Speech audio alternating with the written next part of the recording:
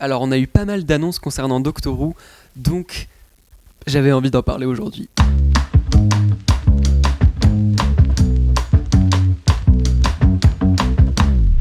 Bonjour, bonsoir, bon après-midi, j'espère que ça va bien.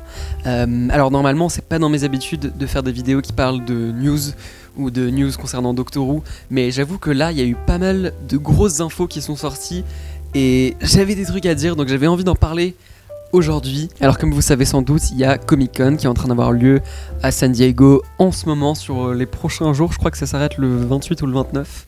Et il y a plein d'annonces concernant Marvel et j'ai un peu jeté un coup d'œil dessus et j'ai fait ah ok intéressant, mais les annonces concernant Doctor Who c'est ça qui m'intéresse vraiment parce que j'étais vraiment étonné. Alors premier truc dont j'ai envie de parler c'est le spin-off qui a été annoncé. Donc voilà, comme on peut voir ici sur leur page Instagram, The War Between the Land and the Sea.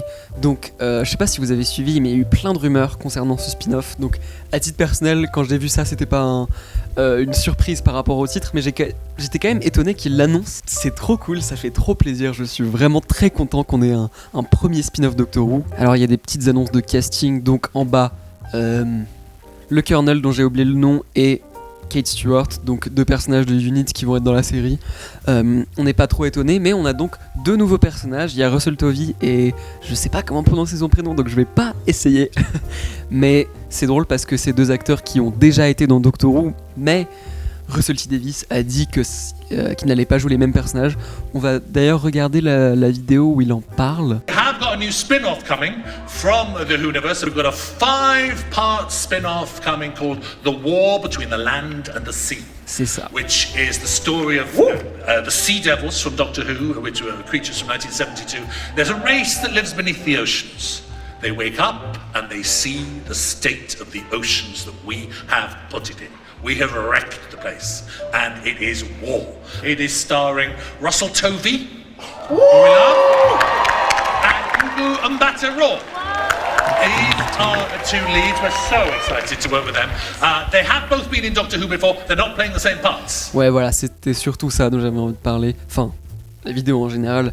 Mais effectivement, c'est pas les mêmes personnages de RTD1 qui vont revenir. En vrai, tant mieux, parce que sinon, ça aurait été peut-être un peu bizarre.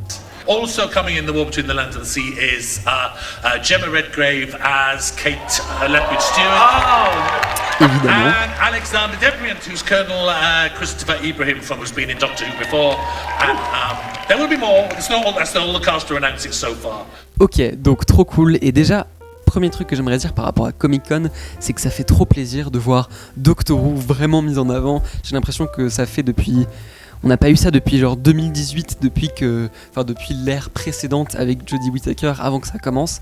Sinon, je sais pas si si Doctor Who a été Comic-Con, mais là c'est trop cool quoi. J'espère qu'avec les années, ça deviendra aussi grand que Marvel et Star Wars, tout ça, voire même plus grand, qui sait. Mais en tout cas, le spin-off a l'air cool. J'aime bien le résumé. Je peux pas m'empêcher quand même de penser que c'est un choix hyper particulier pour un spin-off. Genre, en soi, c'est vraiment pas ce à quoi on aurait pu s'attendre. Enfin, je veux dire, un spin-off Unit plus classique aurait été... Enfin, perso, je m'attendais vraiment à ça. Et c'est un peu étrange. Genre, le premier spin-off, c'est avec les Sea Devils en tant que méchants principaux.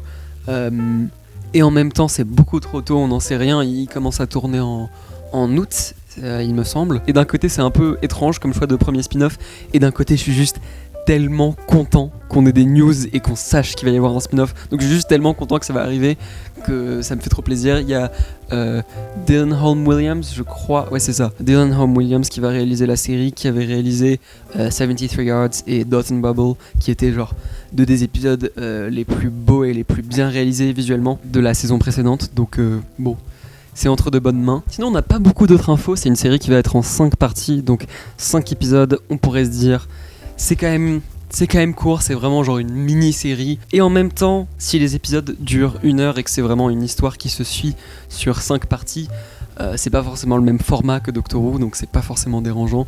5 épisodes, j'aurais tendance à dire que c'est un peu court, et en même temps, si l'histoire rentre bien dans 5 épisodes, vaut mieux ça plutôt que les séries Star Wars qui durent 6 à 8 épisodes et où t'as l'impression qu'ils ont étiré l'histoire d'un film. Et même si c'est une histoire et un choix un peu étrange, pas forcément hyper mainstream, genre Un spin-off sur les Daleks aurait été beaucoup plus logique d'un point de vue genre marketing, mais en soi ça peut être assez rassurant parce que c'est juste une idée d'une histoire que Russell T Davies a eue et il s'est dit ah putain j'ai vraiment envie de raconter cette histoire, bah tant mieux, et je pense que il y a un très bon potentiel. L'autre grosse info, c'est qu'on a eu carrément un preview de l'épisode de Noël, donc qui va s'appeler Joy to the World. Voilà, donc après, je vais pas vous mentir, j'ai pas regardé l'extrait parce que ça dure genre presque 5 minutes.